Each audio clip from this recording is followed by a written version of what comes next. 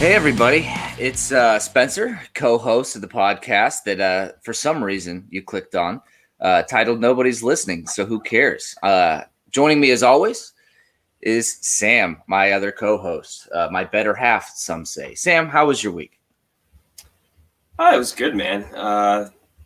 Eventful to an extent. I started moving, so I'm like in this transitional period right now where so I moved out of my spot in LA. I'm gonna be at Mm-hmm. my parents' house for like a week, Mm-hmm. and then I'm moving to a new spot in Orange County. So it's like this whole everything. I'm just living out of like a suitcase and boxes right now. I don't know where anything is. Everything is just like scattered in my room right now, which Yeah. is what I'm blaming. I'm blaming the situation for that, and Mm-hmm. not that that's like the way I live. But yeah, But we all so know the that's truth. yeah. Well, some of us do.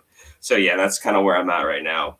It's kind of annoying, but I'm just ready for it to be done. I've been looking forward to having this place for quite some time to just it's gonna be like more of a permanent spot because just since COVID has happened, I lived in an apartment till August, and then when my lease was up, I didn't want to sign a lease somewhere, so I moved to my parents' house, and then I got a spot in Hollywood for a minute.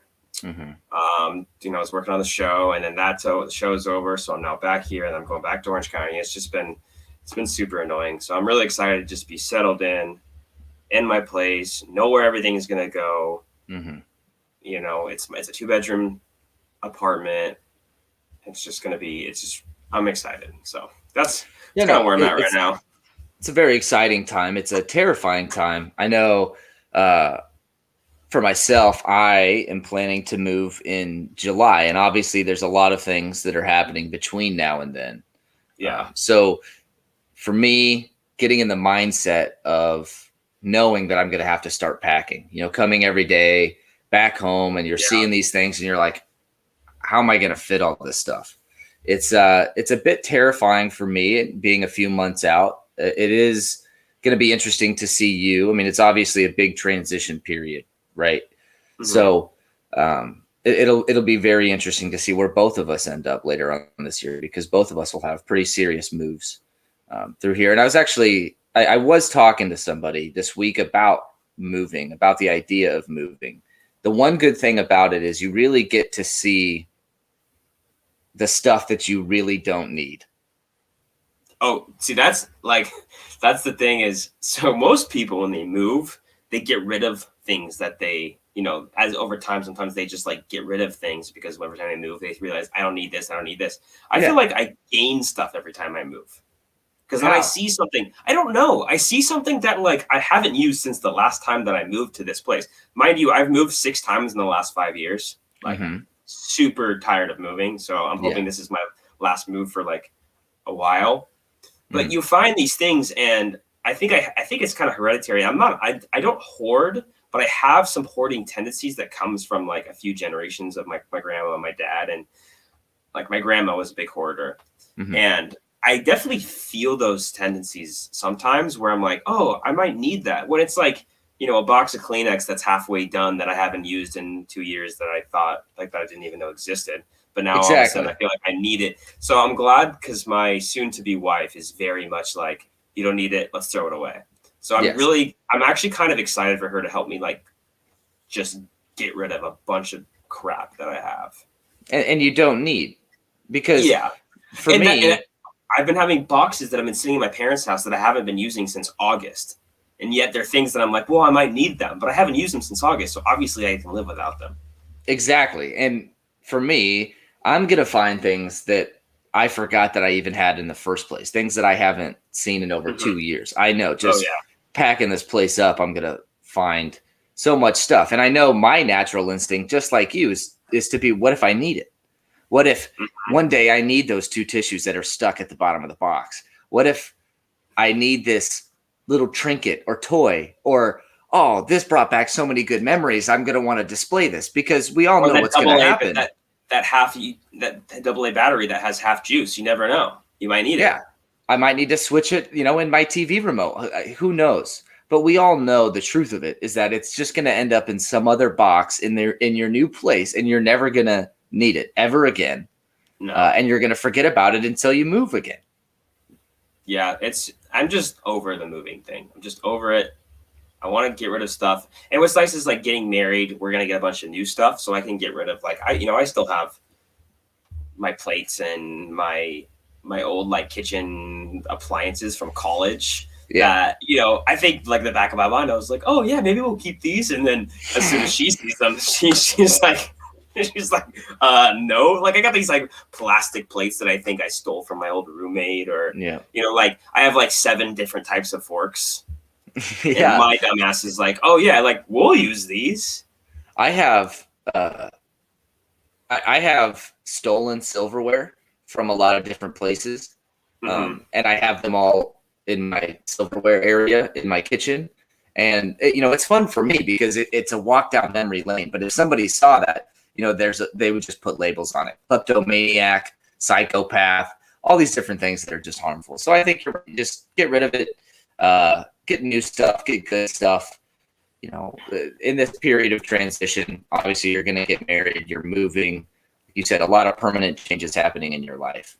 Time to start anew, right? It's always good to turn over that leaf.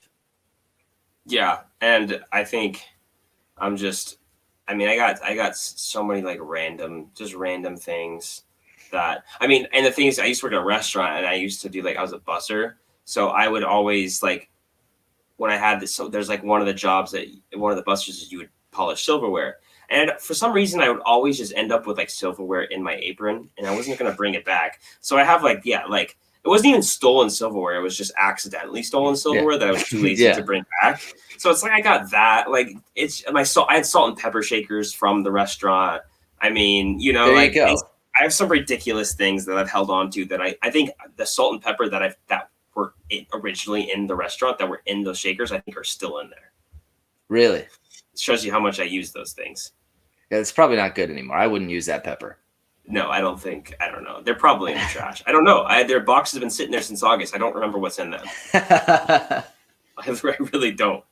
So who knows? Yeah. Who knows what's that? I don't know. So short story long, I don't want to move again. So I'm excited. Next Monday, I'll probably be like stressed next week when we record this because I'm moving a week from Monday, which when this comes out will be Monday. So it'll be a week from today, and next week I'll definitely probably be stressed because I'm gonna have so much to do before then. And knowing me, I'll start packing like at 9 o'clock, probably when we're done recording the podcast. Is probably when I'll stop. We'll do it.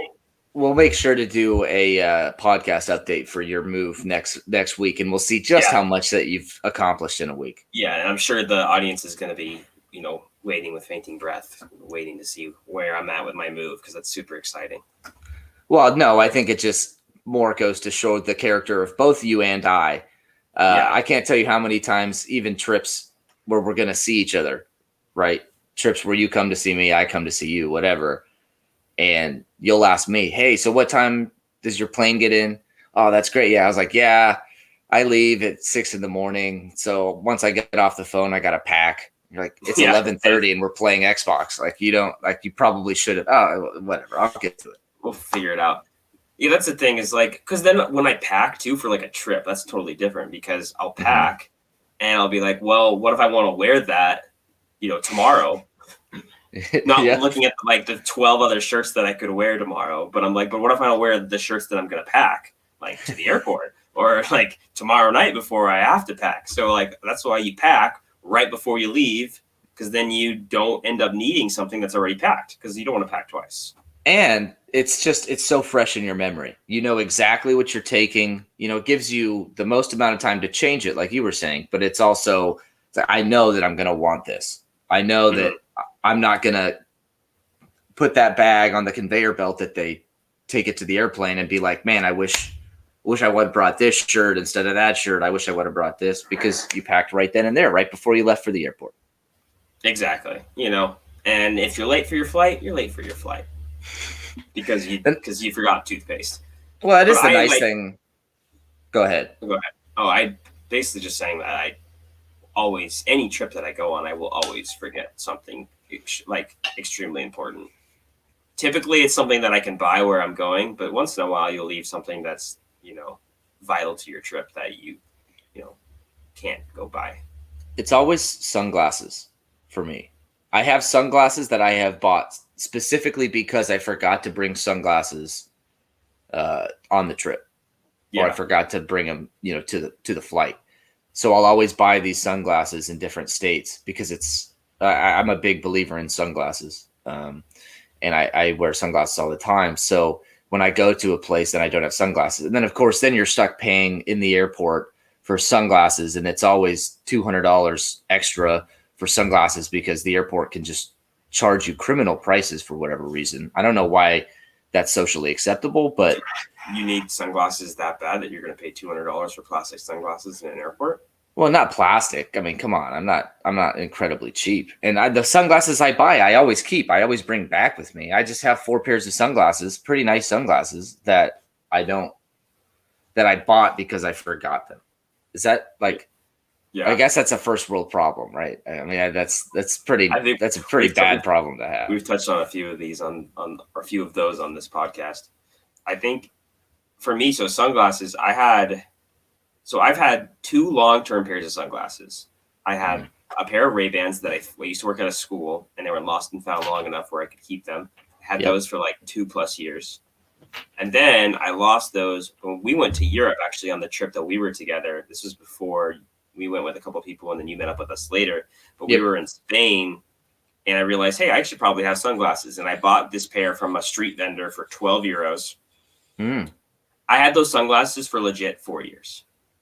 Really? I literally maybe 3.5 because they just broke the other a couple months ago. But I paid 12 euros for those sunglasses, and I had them for like 3.5 years. I mean, that's really efficient. I mean, that's a good deal. I know. I mean, they were crappy sunglasses. They were scratched forever, but it shows you how important sunglasses are to me. Yeah. But now and then my fiance, she bought me a pair of sunglasses, and they're really nice. And they're what's it called? I'm blanking on when the type of sunglasses that's like better for your eyes. The type of lenses. You know what I'm saying? Polarized. There we go. Oh, polarized. Okay. Yeah. Yeah. So it's polarized lenses. But dude, they are so dark. I don't love like really dark lenses. But these are like insane. Like you can't even, when I'm driving, I can't even see my dashboard. They're that dark.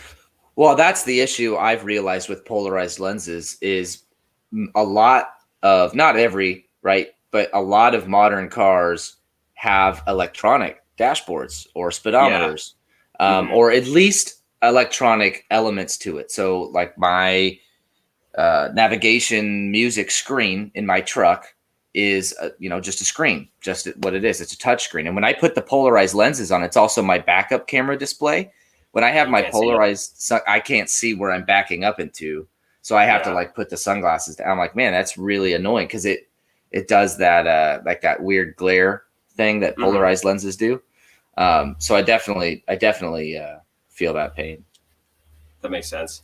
Yeah, I think I've had polarized lenses for other glasses that were a lot lighter and easier to see. Like I don't even have I'm not going to pretend that I have a nice car. I have an older car, and it's not even about the electronics. I just can't my dashboard's black and I just can't see it. That's how dark these glasses are. Well, so I feel like they're going to kind of just they're probably just going to turn. I actually really like them. I think they look really good on my face, and I like them, but I think they're going to probably end up turning into my beach sunglasses or something because they're a little too dark to drive with. So I'll probably end up getting some nicer ones. If there's any sunglass company that wants to sponsor us and give us free sunglasses, we'll plug your stuff all the way. So I'll wear your sunglasses on the video. Yeah. On the podcast. We are no shame. We are 100% looking for sponsorships and anything, any free stuff. We'll do. I mean, we'll dance like monkeys if you want us. If you give us free sunglasses, I don't really care. We'll sell out right now. Yeah. I don't think our audience cares because I don't think have one.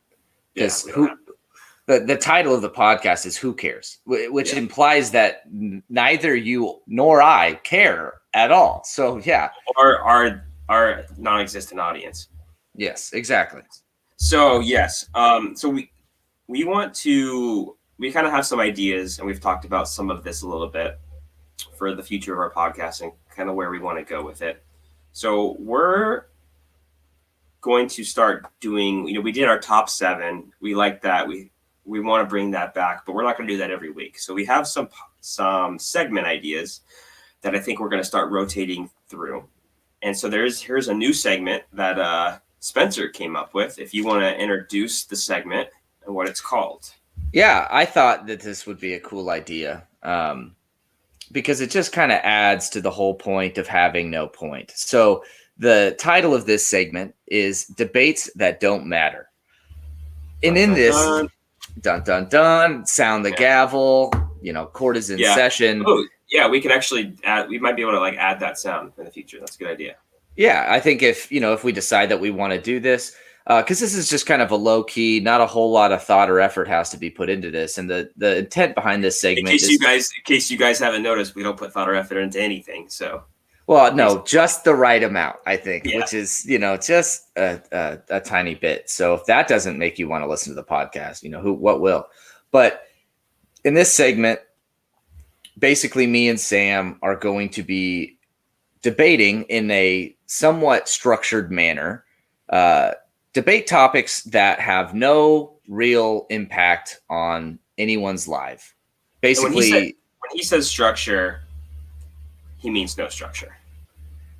Yeah, we're going to have, my opening argument and your opening argument, and then it's just going to turn into us. I didn't really prep that much for this. I'm not going to lie. This was kind of like a test run for me. Well, you're just shooting from the hip, though. I mean, you just say what you mean. But other than that, it's just going to turn into us yelling at each other, trying to convince each other of just the dumbest points. So if that's the kind of stuff that you're into, buckle up, because this is going to be a great segment. And leading into today's debate that doesn't matter, we decided to do my role defending Jack in the Box, and Sam is taking the side of McDonald's. Which is better? That's about it. I don't even think it's about better. I think we're just debating them. I think if you add better or any sort of word like that, I think it gives too much structure. I think it's just a debate. Yeah. The entire institution. It doesn't have to, there's no ifs, ands, or buts. You can go any way you want with this. So, and Sam, I will lead you into your first opening argument. I'd like you to start because you're probably more prep than me. So I might just feed off of your energy here. I will gladly take it. I spent more time working on a conspiracy this week. So that's true. That is I'll true. have to fire from the hip a little bit, like you said. All right. In my hard evidence that I have collected throughout the week, I have 3 main points in which I am going to come out this debate that Jack in the Box is fundamentally a better fast food restaurant than McDonald's. And these 3 ways, I believe that Jack in the Box blows McDonald's out of the water. I don't even think it's a close thing. And those 3 main functions are in their marketing, their menu, and the food quality overall. So the first point would be marketing. We all know McDonald's commercials. They're great. They're fine. You got Ronald McDonald. He's a clown, terrified me as a child, whatever. That's all well and good. But Sam, even you have to remember the great Jack in the Box commercials. I had some on my TV in preparation for this podcast episode, actually. You had Jack with the big head.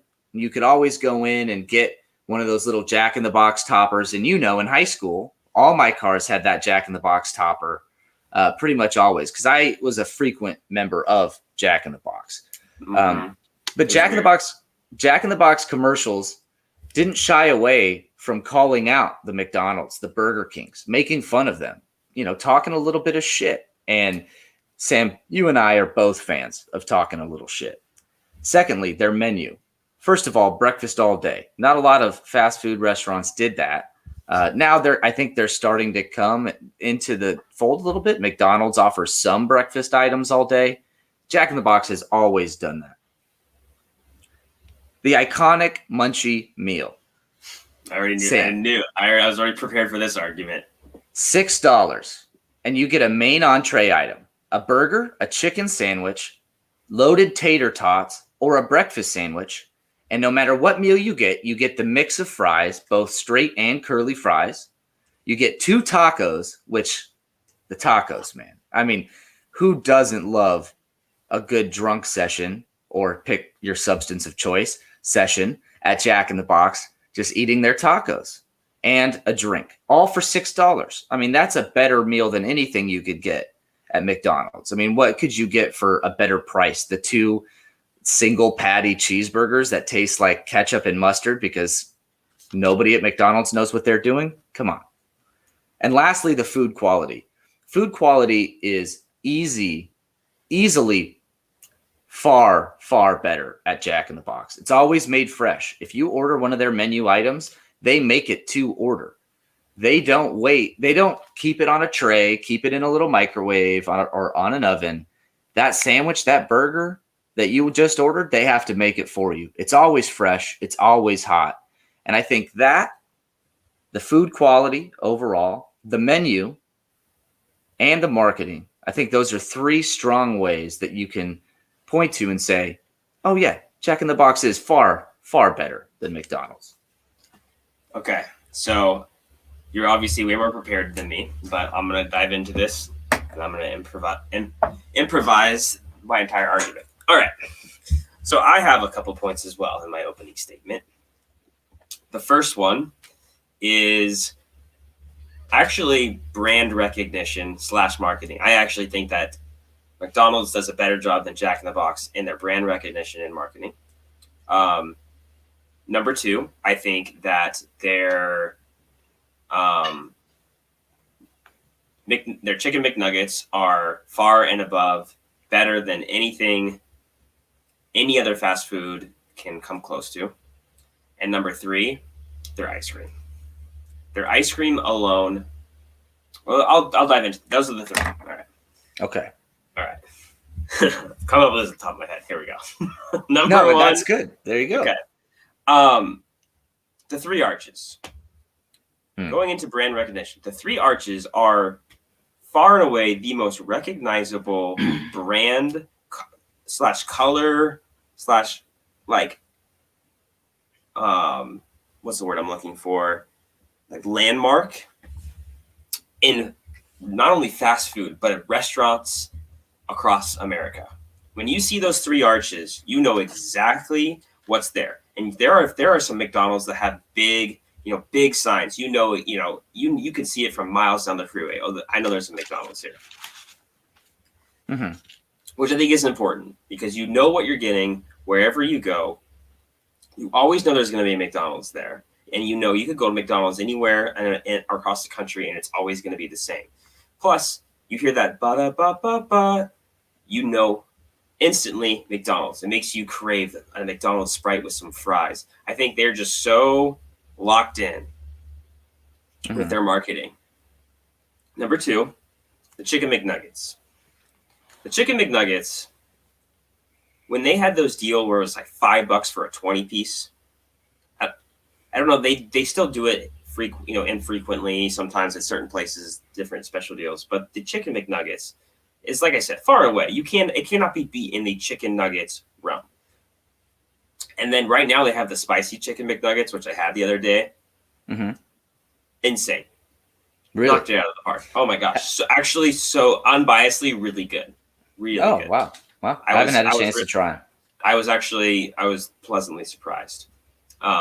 Because I feel like when certain fast food restaurants try to deviate from what they're really used to, sometimes they fail. Mm-hmm. It's something that Jack in the Box does often. And I think McDonald's really knocked it out of the park.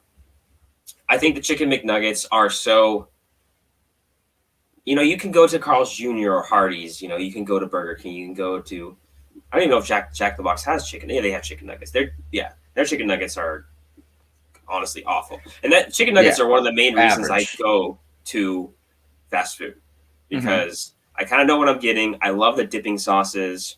Their tangy barbecue at McDonald's is probably the best barbecue sauce. Maybe like in the fast food world. Okay. Next to Chick-fil-A. I think Chick-fil-A's barbecue sauce is really good as well. And then number 3, the ice cream. Mm-hmm. The amount of times that I have gone to McDonald's just for a soft serve ice cream is more than I've probably gone to any other fast food for one specific thing. You go to McDonald's and you get the ice cream, it reminds you of your childhood. It brings back nostalgia. It brings back so many memories. And not only that, it's $1 or $1.25 for a cone, depending on where you go. It's cheap, it's great, and it's the best soft serve in fast food.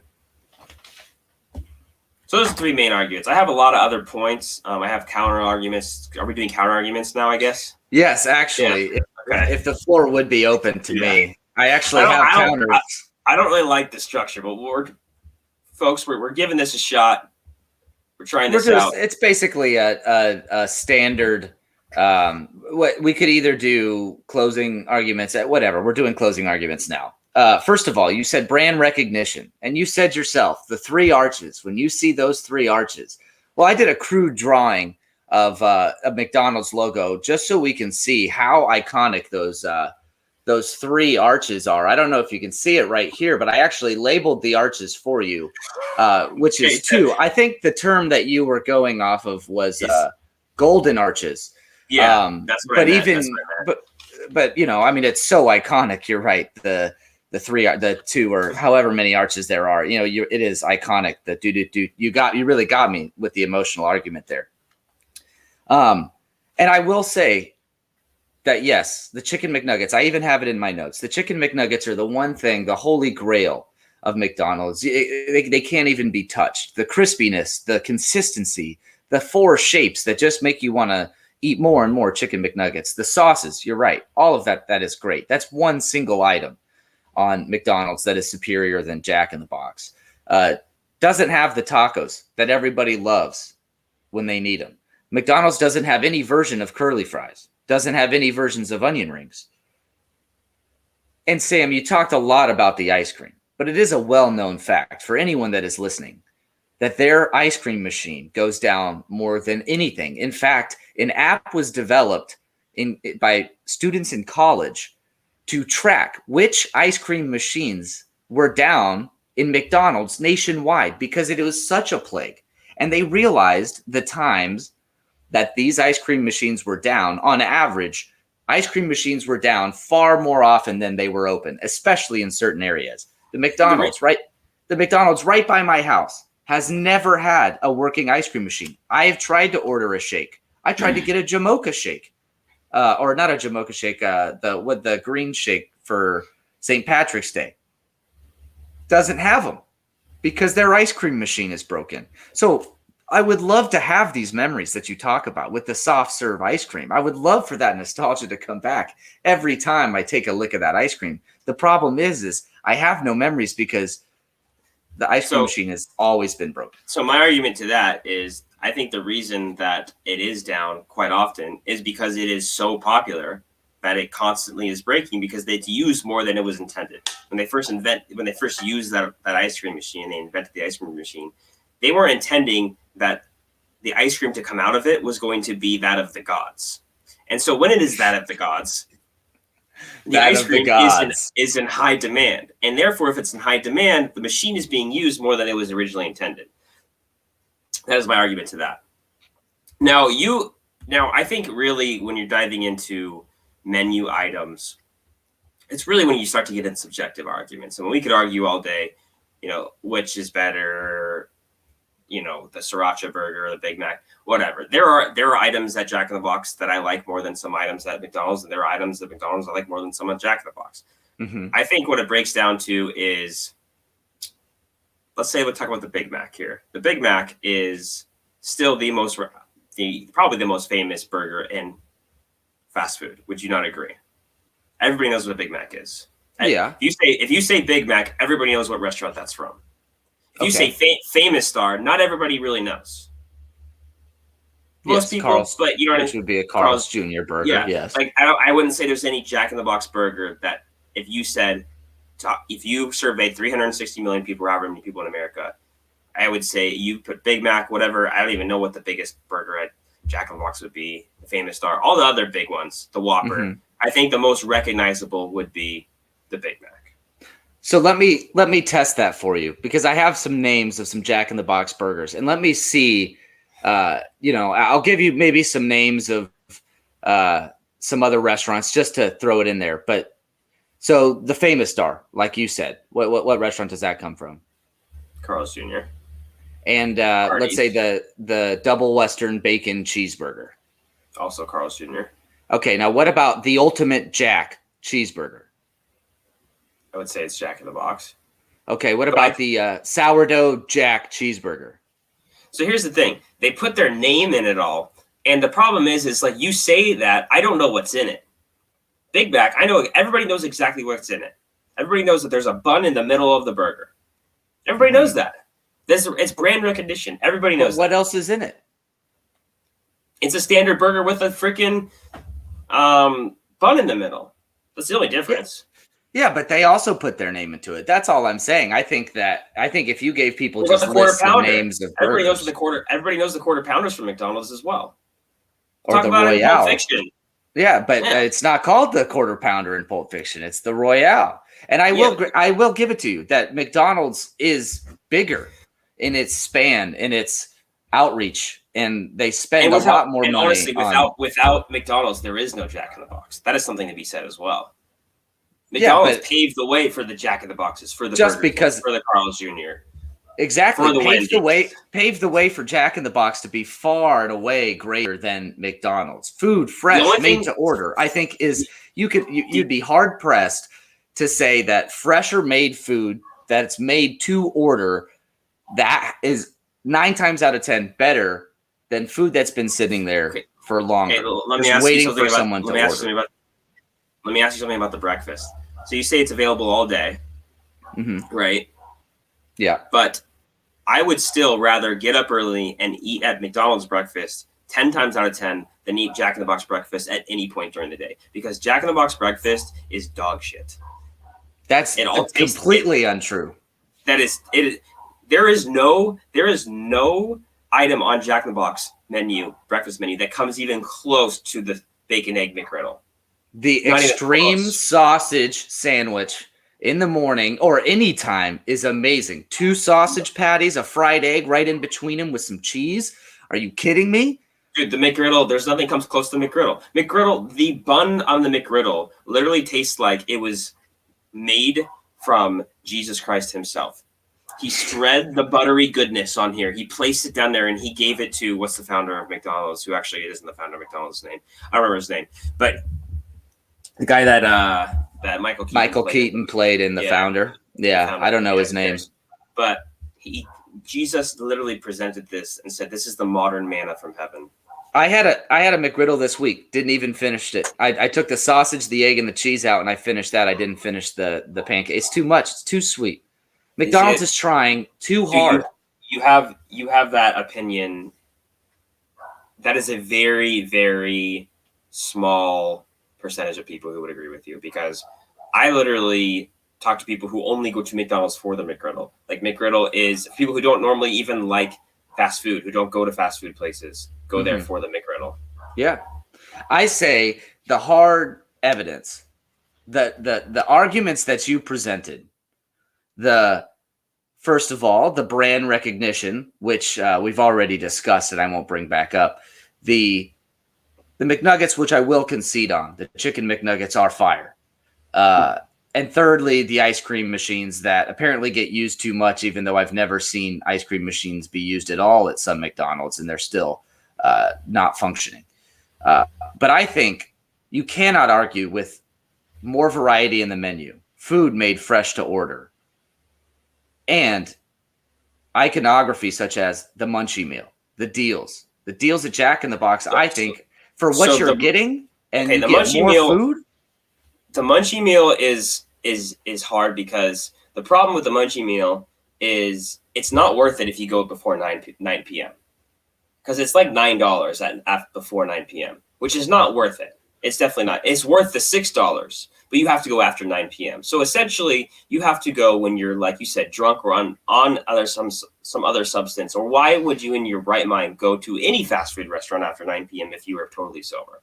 Well, why would you go to McDonald's just for a McGriddle? It's the same answer. It's because people are fat, and it's addictive to people.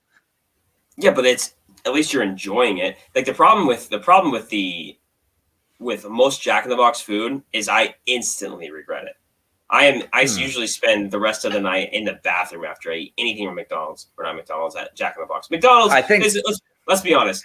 both. Let's be honest. In general, fast food does do that to you. But honestly, if I eat anything that's like remotely spicy from Jack in the Box, like the sriracha burger, I do like. That's like probably the only thing that I really get at Jack in the Box if it's not munchie meal time. I get the sriracha burger. But I mean, not even 30 minutes later, I realized that I had made like the gravest mistake.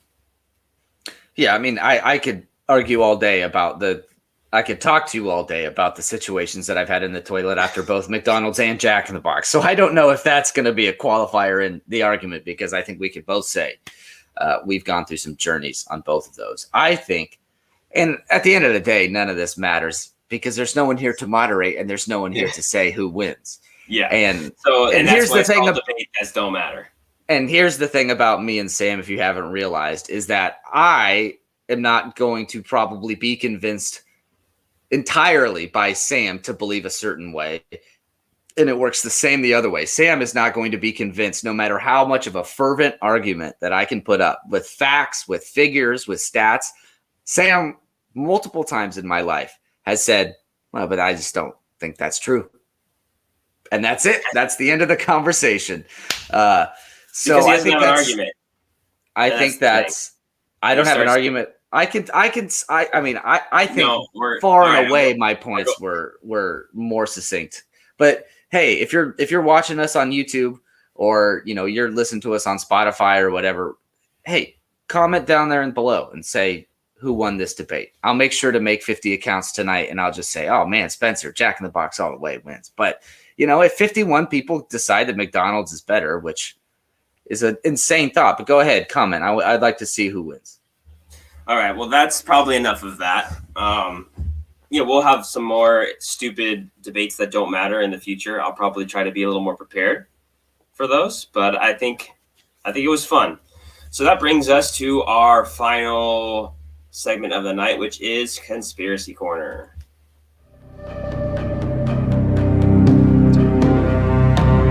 All right, so today we are going to talk about Chem Trails.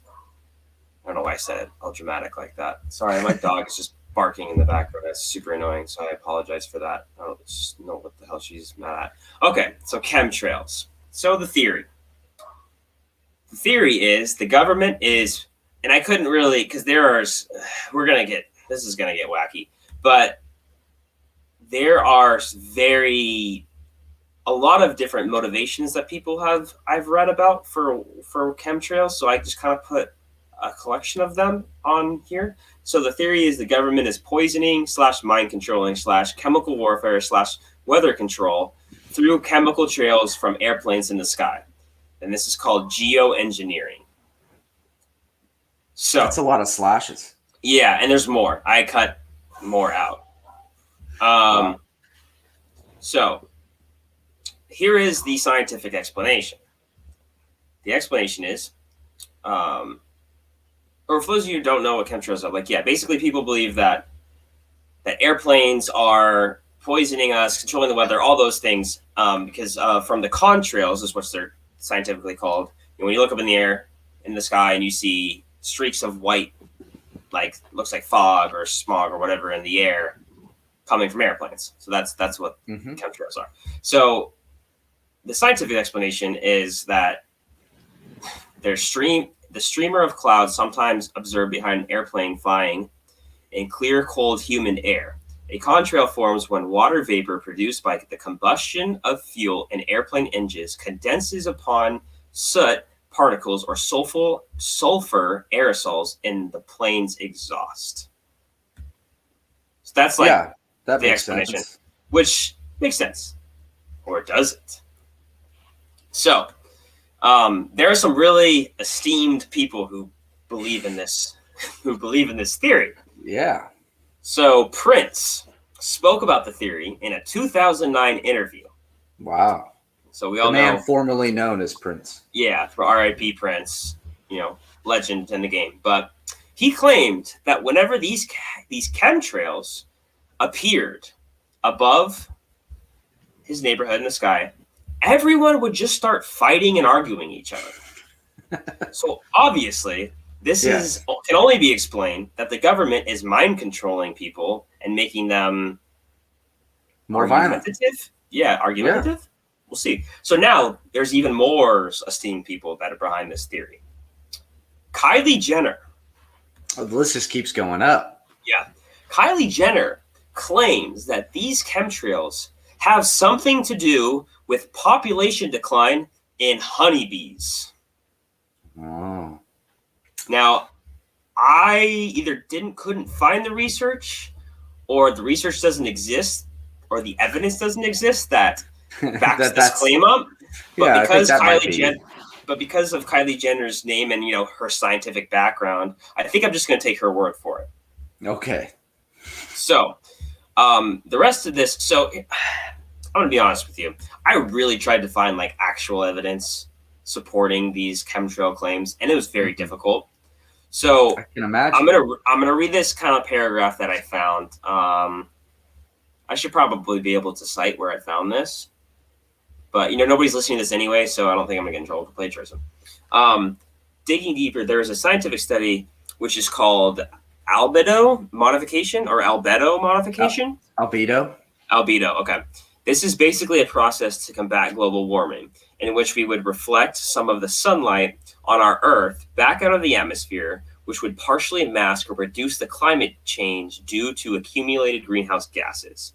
Because of the apparent similarities between the proposed implementation methods for albedo modification, such as injecting reflective particles into the stratosphere, and the alleged methods for producing chemtrails, some people have linked the notion of chemtrails to the study of albedo modification. Another person calls them a toxic cocktail of aluminum, strontium, and barium sprayed from planes in a plot to control the weather and the population and our food supply. Okay. So basically, albedo modification is a real thing. It is a real study that scientists have been conducting for years, essentially to try to combat climate change. And I just explained in there, it's essentially like a mirror effect. Or almost like if you, in my industry, we use something that's called a scrim. We put it on a light, and it's like a thing that goes on a light, and it's almost like a cage, or it's like very small holes and pieces of metal that are I'm trying to think of a word to describe it. But essentially, you put that over a light, and it dims the light down a little bit. It diffuses it. Yes. Yeah. So that's basically what this is. It's like a diffusion of light in order to combat greenhouse gases and climate change, to shoot some of the sun rays back out into space. Mm-hmm. So the problem with this is there is no actual evidence that this is being conducted, or works, or is even we're actually even experimenting with it yet. Mm-hmm. It's more scientific theory at this point, and I think they might be doing some small experiments, but there's nothing that suggests, there's no evidence that suggests that this is what's going on. Okay. So I was trying to look for more evidence, and that led me to our good friend Alex Jones. Of course it did. So I'm going to play a clip from Alex Jones. I'm not going to play the whole thing. It's 10 minutes long. I cut 3 of my favorite parts in it. And I will link the actual video in the description if you want to watch it. But this is kind of the gist of it. So here we go. John Holdren told the AP, the first interview since becoming confirmed last month, that the idea of geoengineering the climate is being discussed. One such extreme option includes shooting pollution particles in the upper atmosphere to reflect the sun's rays. Holdren said such an experiment measure would only be used as last resort. It's already going on globally. The operation was launched worldwide in 1996. Wow. Worldwide terraforming. And and I'm the weirdo. No, listen, I'm breaking people out of their trance. See, I'm broken out of the trance. I'm angry. I'm freaked out. I'm going, my God, they're terraforming. My God, sodium fluoride in the water. My God, they funded Hitler. I understand what's going on. I read their eugenics documents. The hair on the back of my neck standing up right now. I want to warn you, they should all arrest them. Arrest the bankers. They're robbing. God, I can't believe it. But they admit thousands of ongoing tests with mixing it with the jet fuel, spraying the particulates into the atmosphere. I mean, that's what they're doing. That's why you see it's real. It's in the Associated Press. I keep telling you. Oh, God. Wow, that was compelling. That was something. It's something. I don't think, I think we're probably going to refer to Alex Jones more within this podcast. Yeah. And he's a psychotic person. Let's just be honest. I mean, I wanted to show that clip because honestly, for the humor in it, because it's hilarious. Oh, it's great. But in conclusion, I don't know. First of all, also Alex Jones, like, what does this have to do with the bankers? I don't know where the bankers came in, but arrest the bankers, which I do agree with. Arrest the bankers. The bankers are corrupt. Yeah, they're not the Chem Trails. Like, I don't know where the link is there with the Chem Trails, but like I said, in conclusion, I think Chem Trails is really out there. I think that's a really. I mean, here's the thing too. It happens. Every airliner across the world. Mm-hmm. Has the same effect on airplanes. Like they all have these contrails, right? Yeah, you see it every day. So what you're telling me is that there is all of these governments are all involved together in unison. You're saying the Russian government and the American government are in unison together to poison the population, control the weather, and create Alzheimer's in kids. This is one of the. That's something else Alex Jones was screaming about. And it put Hitler in power, apparently. Yeah, apparently it has something to do with Hitler. So I'll try to remember to put a link of the whole Alex Jones video in the description because if anything, it's an entertaining 10-minute video of him screaming. Yeah, I wouldn't say it's very educational, but it is entertaining. No, it is entertaining. So. Yeah, I personally, no, I don't really think chemtrails are a thing, but we're diving into some interesting topics on Conspiracy Corner here. I think it's always important to keep your mind open and listen, even if something does sound insane, it's at least important to listen, and then you make that conclusion for yourself. And critically think about what people tell you. Exactly. Because this one is very interesting too, because I actually have met people in my life who believe that chemtrails are a real thing, and when they see one, they legitimately pack, like they start wearing their coats. They're preparing for rain, and I think that's insane. But that's neither here nor there. I've talked to them about the alternative to maybe it's just a contrail that every plane does, and you're going to be having a raincoat on you every single day because you're going to see those contrails every day. But, like you said, Sam, it's good to know what's out there. It's good to critically think about what everybody tells you and keep your mind open. Exactly. But yeah, so I think that's all the time we got for today.